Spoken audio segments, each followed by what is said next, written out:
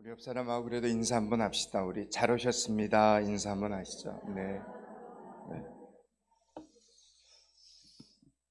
날씨가 많이 추워졌죠. 요즘 독감 때문에 또 예배 자리에 못 나오는 분들도 저희 교회뿐만 아니라 다른 교회 목사님들 이야기 들어보니까 같은 고민, 같은 기도 제목을 놓고 성도들의 건강을 위해서 기도하는 시간들이 요즘 시간인 것 같습니다. 건강관리 잘 하셔서 또 예배의 자리에서 새해부터 계속해서 말씀을 통해서 은혜 받는 여러분들이 되실 수 있기를 축복합니다.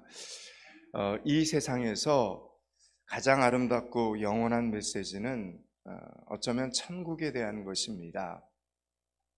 천국은 세상을 살아가는 사람들의 궁극적인 목적지이고 영원한 안식처입니다. 인간이 가진 말 중에 천국보다 더 좋은 것이 어디 있겠습니까? 그래서 예수를 믿는 사람이든 믿지 않는 사람이든 근심 걱정 없이 사는 좋은 것을 가리켜서 우리는 여기가 천국이다 이렇게 말을 하곤 합니다. 그러면 오늘 여기 계신 여러분은 어디가 올 한 해 천국이 되기를 원하십니까? 여러분의 가정입니까? 여러분의 직장입니까? 다니고 있는 학교입니까? 아니면 교회 안에 셀 모임이나 각 부서 모임입니까? 아니면 항상 모이기만 하면 싸운다는 아파트 몇 동 라인의 친목회입니까? 아니면 설 명절에 모이는 고향집이 천국이 되기를 원하십니까?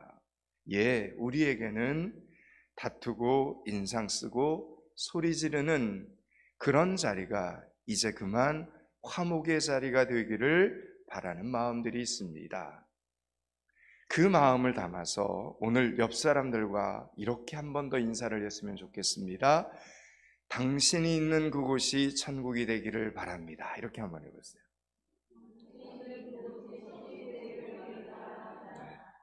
여러분의 고백대로 이루어지기를 축원합니다. 여러분, 예수님을 믿고 복음을 받은 사람들은 천국을 누리며 살 권리가 있습니다. 제가 지난주에 아멘 부대를 동원한다 그랬는데 무슨 아멘이 돌림 노래예요? 좀 어떻게 같이 잘 맞춰서 할 수 없나요? 예수님을 믿고 복음을 받은 사람들은 언제나 천국을 누리면서 살아갈 권리가 있음을 여러분 믿으셔야 됩니다. 그리고 잊어버리시면 안 됩니다. 예수님께서 십자가에 못 박히신 이유가 있습니다. 구세주가 메시아가 십자가에 못 박힌 이유는 이 세상에서 지옥처럼 살고 있는 저와 여러분을 구원하시기 위해서입니다. 천국을 저와 여러분에게 주시기 위해서입니다. 예수님께서 십자가에서 죽으신 이유도 그분이 부활하신 이유도 다 우리에게 천국을 주시기 위해서라는 이야기입니다. 그런데 많은 그리스도인들은 이것을 모르고 살아갑니다. 나는 예수님으로 인하여 오늘도 천국의 기쁨을 누릴 수 있다라는 이 사실을 모릅니다. 그래서 아침에 눈을 뜨면서 오늘도 하나님 천국의 기쁨을 맛보며 살아가게 하여 주시옵소서, 이런 기대와 기대를 하지 않고 그냥 살아간다는 이야기입니다. 우리는 그저 일상을 살기에만 급급합니다. 천국은커녕 지옥이나 경험하지 않았으면 다행이다, 이런 심정으로 살아가고 있습니다. 여러분, 이것은 정말 안타까운 일입니다. 믿음교회 성도들은 절대로 이렇게 살아서는 안 됩니다. 예수님께서 십자가에 이루어 놓으신 일들이 있습니다. 예수님께서 이 땅에 오셔서 부활하시고 승천하셔서 우리에게 천국의 기회를 주신 그 예수님께서 십자가에서 이루어 놓으신 그분의 능력과 권세와 선물을 우리는 사용해야 되는데 그런 것들을 전혀 사용하지 않고 살아갑니다. 사랑하는 여러분, 새해에는 예수 그리스도의 능력을 마음껏 사용하시기 바랍니다. 예수 그리스도의 권세를 마음껏 사용하는 포항믿음교회 성도들이 되실 수 있기를 축원합니다. 여러분, 그래서 하루를 시작하면서 예수 그리스도의 이름으로 아침을 활짝 열고 그리고 가족들을 축복하고 직장을 축복하고 여러분이 머물고 있는 동네를 축복하시기 바랍니다. 그리고 이 나라와 이 민족을 축복하시기 바랍니다. 여러분, 예수 믿는 우리에게는 하나님이 주신 놀라운 이 축복의 권세가 있음을 믿으셔야 됩니다. 여러분이 지금까지 전혀 사용하지 않았다면 오늘부터, 이 시간부터 부지런히 예수 그리스도의 이름으로 축복하시기 바랍니다.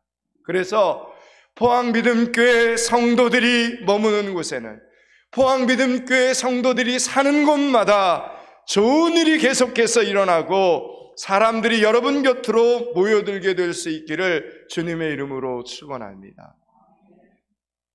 여러분, 천국이라는 단어만으로도 느껴지는 이 행복감을 아시는 예수님께서는 우리가 천국에 대하여 제대로 알기를 원하십니다. 오늘 본문 44절을 한번 보겠습니다.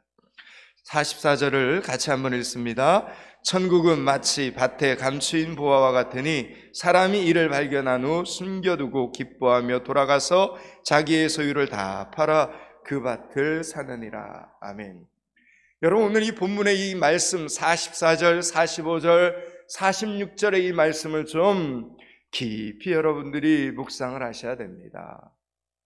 예수님께서는 천국의 이야기를 시작하셨습니다. 그런데 천국의 이야기를 시작하실 때 오늘 말씀 보니까 천국은 밭에 감추인 보화와 같다, 이렇게 말씀하셨습니다. 이건 여러분 제 말이 아닙니다. 천국은 밭에 감추인 보화와 같다. 여러분, 이 말씀을 가장 쉽게 이해하기 위해서 제가 여러분에게 질문을 하나 하겠습니다. 여러분이 이 다음에 천국에 가면 누구를 만나고 싶으십니까? 누구를 가장 먼저 만나야 될 것 같습니까? 다른 사람 다 못 만나도 반드시 만나야 될 한 분이 여러분은 누구라고 생각하십니까? 정답을 아시겠습니까? 그렇습니다. 예수 그리스도 그분이십니다.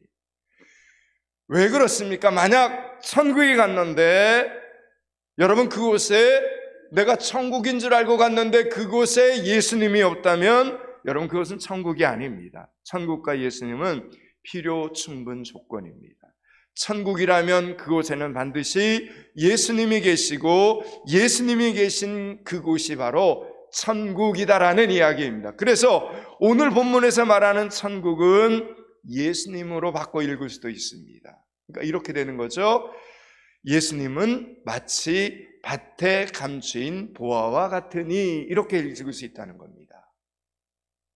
예수님을 감추어진 보화로 설명하신 이유는 천국의 비밀은 모든 사람들에게 허락된 것이 아니기 때문이라는 겁니다. 이렇게 공개적으로 유튜브를 통해서 여러분 포항믿음교회를 실시간으로 검색하면 언제든지 여러분 예배를 같이 드리고요, 제가 지금 이야기하는 이 설교 말씀을 그대로 들을 수 있고요, 또 VIP 초청조회를 통해 전도를 하면 또 전도자들이 하나님의 성전에서 예수님을 만날 수도 있는데, 그런 기회가 있는데 실시간으로 이 예배당이 없어도 검색을 하면 하나님의 말씀을 들을 수도 있고 전도자들을 통해서 하나님의 성전에 나와 예수님을 만날 수도 있는데, 끝까지 거부하고 끝까지 안 믿고 죽어도 안 믿는 사람들이 있습니다. 여러분, 끝까지 죽어도 안 믿는 그들에게는 천국이 허락되어 있지 않기 때문에 그런 것입니다. 이것이 바로 천국의 은폐성입니다. 그래서 오늘 저와 여러분이 이렇게 이 예배의 자리에서 이렇게 예배를 드리면서 예수님을 나의 구주로 이렇게 찬양하고 경배하고 고백하는 것, 이 자체가 하나님의 크신 은혜 안에 있다라는 증거임을 여러분 믿으셔야 됩니다. 아무나에게 이런 기회가 허락되는 게 아닙니다. 자, 이제 본격적으로 예수님의 이 비유의 말씀을 한번 살펴보겠습니다. 2000년 전에 이스라엘에는 많은 침략과 전쟁이 본토를 휩쓸고 지나갔습니다. 그때는 오늘날과 같이 은행이나 금융기관이 존재하지 않았기 때문에 재물이나 그리고 보물을 항아리 같은 것에 이렇게 넣었다고 합니다. 그리고 땅을 파서 몰래 이렇게 묻어두는 겁니다. 그런데 문제는 전쟁이나 침략이 끝났을 때 그 보물의 주인이 이 사실을 누군가에게 알리지 못하고 죽거나 쫓겨나는 경우가 발생하는 것입니다. 그럴 경우에는 그 보물은 아무도 모르게 땅에 그냥 묻혀 있는 겁니다. 이런 일들이 그 당시에 많이 이렇게 일어났다고 합니다. 많은 시간이 흐르고 한 소장론이 밭을 갈고 있었습니다. 자기 밭이 아닌 것으로 보아 그는 넉넉한 형편이 아니었습니다. 남의 밭을 이렇게 빌려다가 농사를 짓기 위해 이제 땅을 갈기 위해서 쟁기질을 하는데 그 순간 턱 하고 쟁기 끝에 무언가가 걸리는 느낌이 들었습니다. 그래서 그냥 아무 생각 없이 그 밭을 이렇게 파보았더니 보물이 든 큰 항아리를 발견한 겁니다. 지금 이 순간은 이 사람에게, 이 소장농에게, 이 사람에게 어떤 순간입니까? 지금까지 내가 살아왔던 삶과 앞으로의 삶이 180도 달라지게 될 수 있는 너무나 중요한 순간 아닙니까? 만약 이 보물이 자신의 것이 된다면, 만약 이 보물이 내 것이 된다면 그의 삶은 완전히 달라질 것입니다. 상상만 해도 여러분 가슴이 뛰지 않겠습니까? 이 시점에서 다시 한번 물어보겠습니다. 여러분, 밭에 감추인 보화는 누구라고요? 예수님. 여러분, 이 말씀을 잊어버리시면 안 돼요. 또 질문합니다. 제가 이따가. 밭에 감추인 보화는 누구라고요? 예수 그리스도입니다. 밭에서 보화를 발견한 이 사람은 누가 보기라도 할까봐, 누가 눈치라도 챌까봐 애써 이제 아무것도 없는 것처럼, 일이 없었던 것처럼 평정심을 유지하면서 더 깊이 남들이 보지 않게끔 보물을 파묻고 숨겨둡니다. 그리고 거기에 자신만이 할 수 있는 방법으로 표시 하나를 남겨둡니다. 그리고 집으로 가면서 그는 두 번 망설일 것도 없이 결단을 합니다. 이 밭을 사야겠다. 여러분이라면 그렇게 결단하지 않겠습니까? 무슨 일이 있어도 내가 이 밭을 사야 되겠다. 사실 그는 소장농이었기 때문에 밭을 소비할 형편이 아니었습니다. 그러니 그 밭을 사기 위해서는 자기가 가지고 있는 모든 것을 해야 됩니다. 지금 그는 그 밭을 사는 일에 전부를 걸기 시작을 합니다. 주변 사람들이 이해할 수 없었습니다. 그를. 아니, 저 사람이 갑자기 왜 저래? 심지어는 가족들조차 이해할 수 없습니다. 미친 거 아니야? 생각을 합니다. 아니, 지금 우리 형편에 그 밭을 산다는 게 말이 돼? 우리가 소장농인데, 그리고 그 밭은 그렇게 비싸게 주고 사야 될 밭도 아닌데, 좋은 땅도 아닌데 왜 이렇게 사람이 생각이 없어?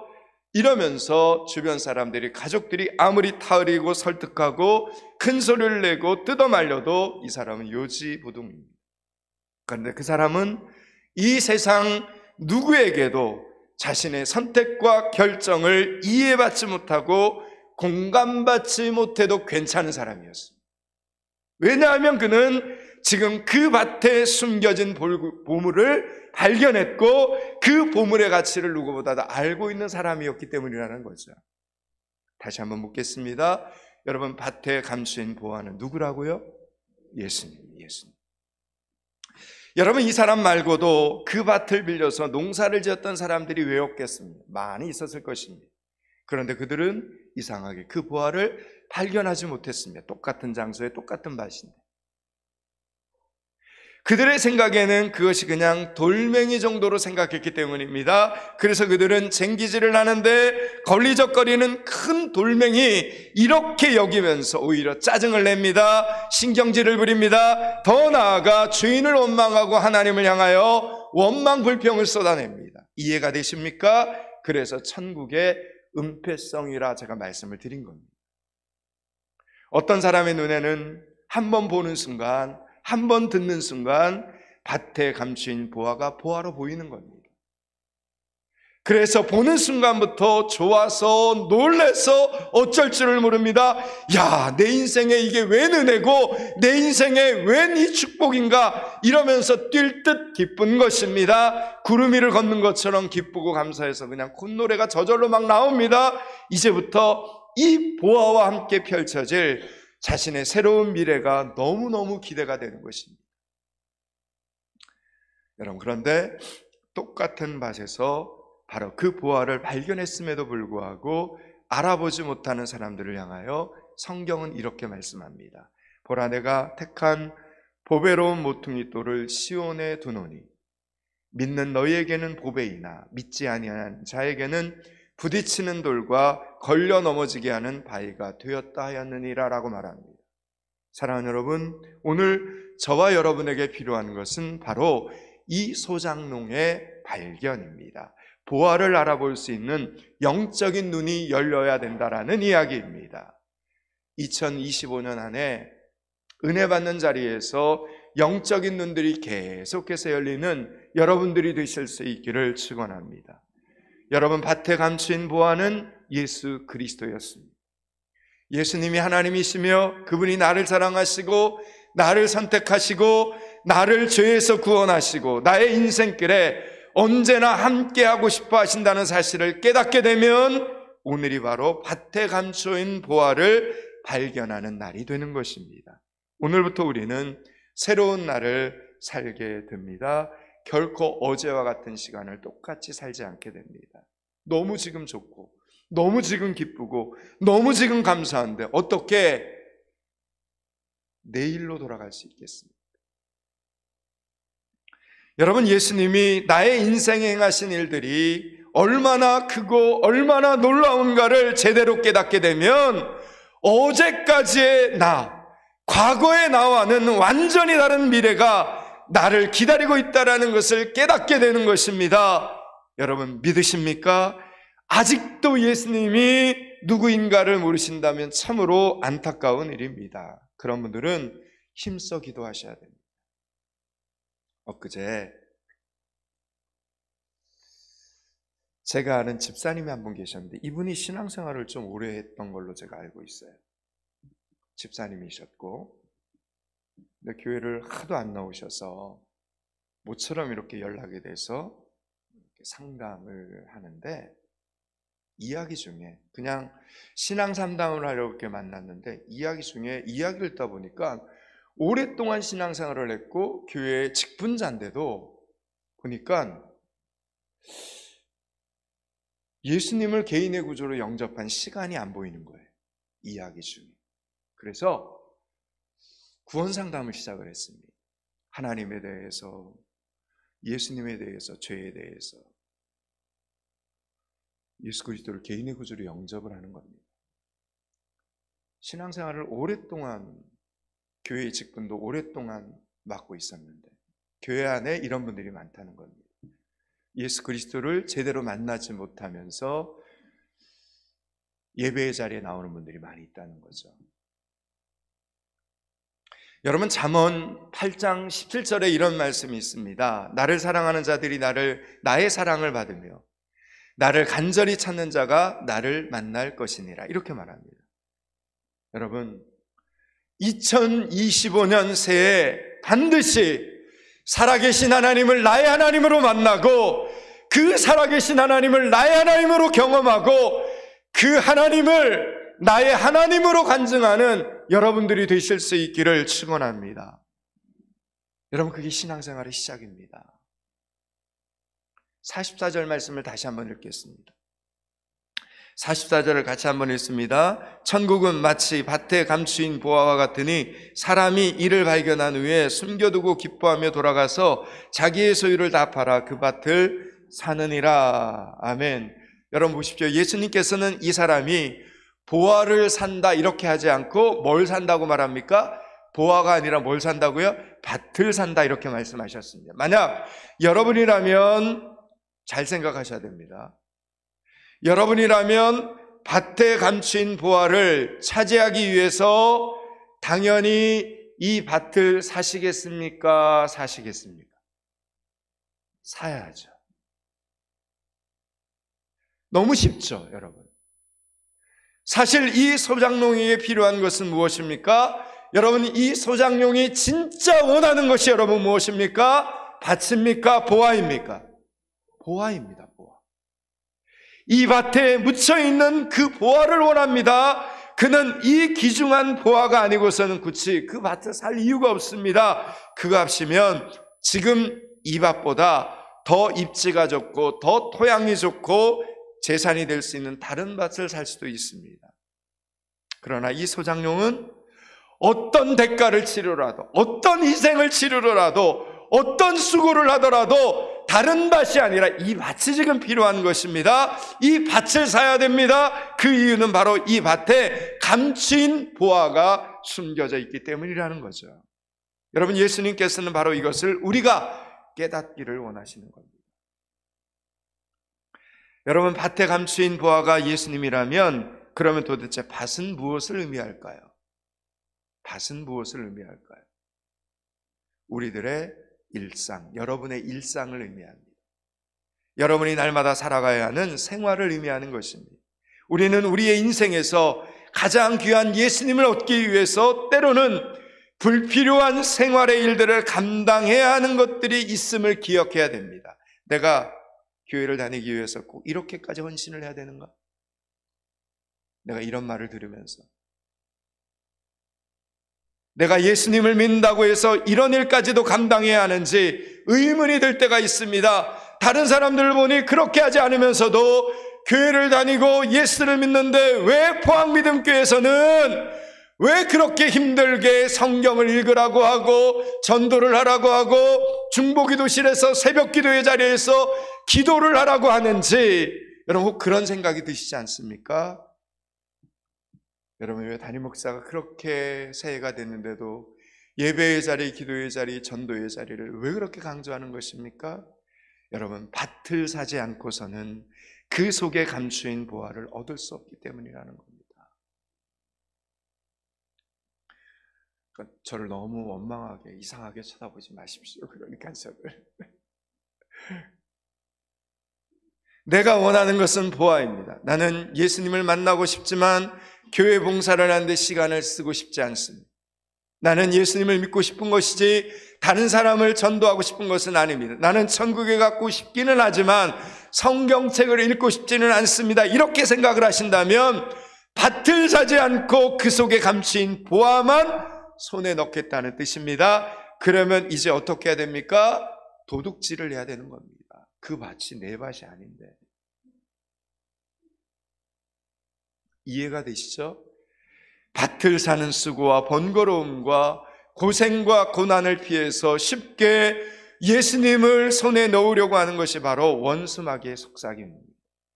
그러나 그렇게 우리는 예수님을 만날 수는 없습니다. 오늘 본문의 말씀은 예수님께서 우리에게 직접 하신 말씀입니다. 오늘 재직으로, 잘 들으십시오. 오늘 재직으로, 그리고 부서장으로, 세일순장으로, 교사로, 찬양대원으로, 봉사자로 임명받는 성도들은 사실 밭을 사는 것입니다. 기대하셔야 됩니다, 여러분. 기대하셔야 됩니다. 오늘 말씀의 근거에서 야, 이런 거였어? 아, 재직의 사명이, 부서장의 사명이, 세일순장의 사명이, 찬양대원들의 사명이, 봉사자의 사명이 야, 밭을 사는 것이었구나. 그런데 그 밭이 그냥 밭이 아니라 뭐가 숨겨진 밭이라고요? 예, 그런 기대감을 가지셔야 되는 거예요.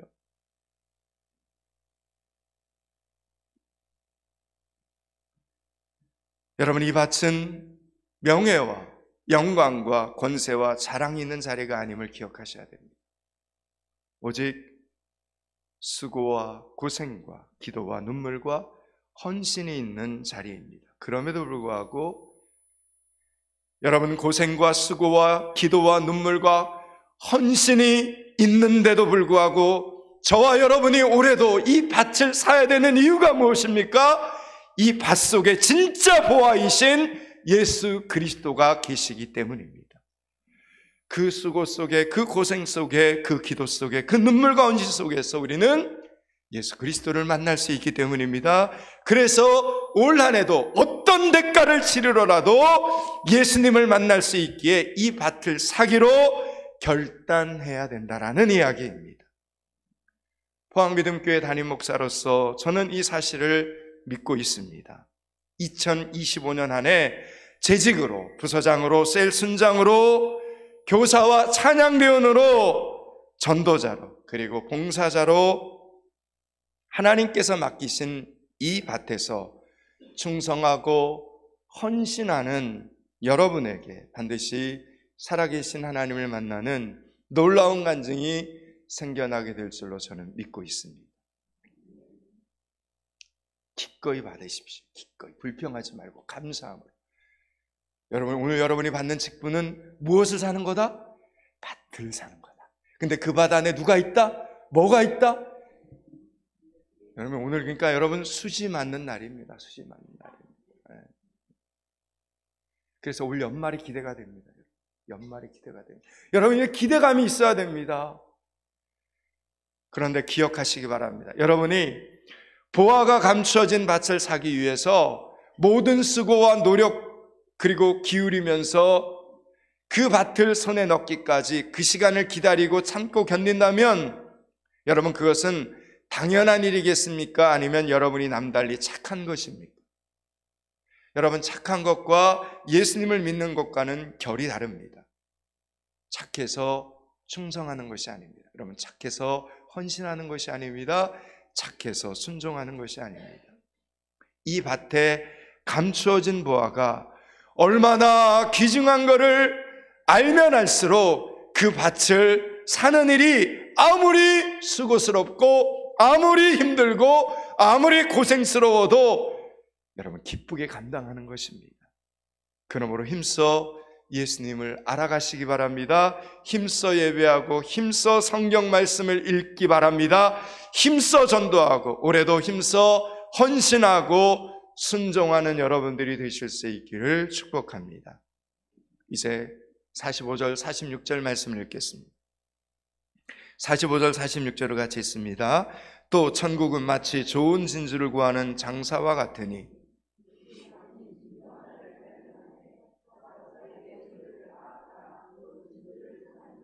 아멘. 예수님께서 또 말씀하십니다. 뭐라고 말씀하십니까? 천국은 마치 좋은 진주를 구하는 장사와 같다 이렇게 말합니다. 이 말씀에 따르면 여러분 천국은 좋은 진주입니까? 아니면 좋은 진주를 구하는 장사입니까? 천국은 좋은 진주를 구하는 장사입니다. 다시 말하면 예수님은 마치 좋은 진주를 구하는 장사와 같으니 라는 뜻이 됩니다. 예수님께서는 극히 값진 진주 하나를 발견하며 가서 당신의 소유를 다 팔아 그 진주를 사셨습니다. 하나님의 아들이신 예수님께서는 저와 여러분을 구원하시려고 당신의 전부를 내려놓으셨습니다. 당신의 생명까지도 십자가 위에서 내놓으셨습니다. 자기의 소유를 다 팔았다고 하는 이 동사는 헬라어로 값을 지불하셨다라는 뜻입니다. 예수님께서는 십자가 위에서 저와 여러분 대신 죄의 값을 다 지불하셨습니다. 죄인인 우리를 좋은 진주로 여기셨습니다. 그래서 죄인인 우리를 구원하기 위하여 하늘 보좌의 모든 것을 내려놓으시는 것까지도 예수님은 아까워하지 않으셨습니다. 우리는 아무것도 한 일이 없지만 우리의 구원은 절대로 공짜가 아닙니다. 예수님께서 대신 십자가에서 값을 지불하셨기 때문이라는 겁니다.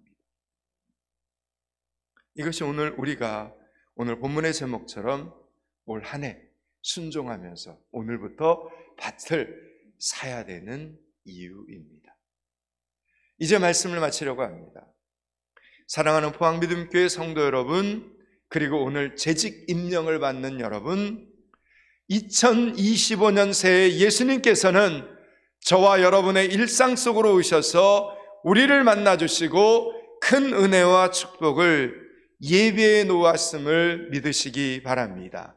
그러므로 기꺼이 예수님이 계신 일상의 삶을 성실하게 부지런히 살아가시기 바랍니다. 예수님이 계신 교회의 직분과 사명을 성실하게 감당하는, 충성스럽게 순종하면서 감당하는 여러분들이 되실 수 있기를 축원합니다. 그리고 누가 뭐래도 흔들리지 마시고 마침내 예수 그리스도를 만나기까지 밭을 사는 그 수고를 멈추지 않는 믿음의 성도들이 다 되실 수 있기를 주님의 이름으로 축원합니다. 기도하겠습니다. 하나님, 밭을 사지 않고는 그 속에 감추인 보화를 얻을 수 없음을 기억합니다. 2025년 한 해도 수고와 고생과 기도와 눈물과 헌신이 있는 자리에서, 순종과 헌신의 자리에서, 결단의 자리에서 밭을 기꺼이 사고 그 속에 감추인 보화를 선물로 받는 우리 믿음의 성도들이 되게 하여 주시옵소서. 예수 그리스도 이름을 받들어 기도드리옵나이다. 아멘.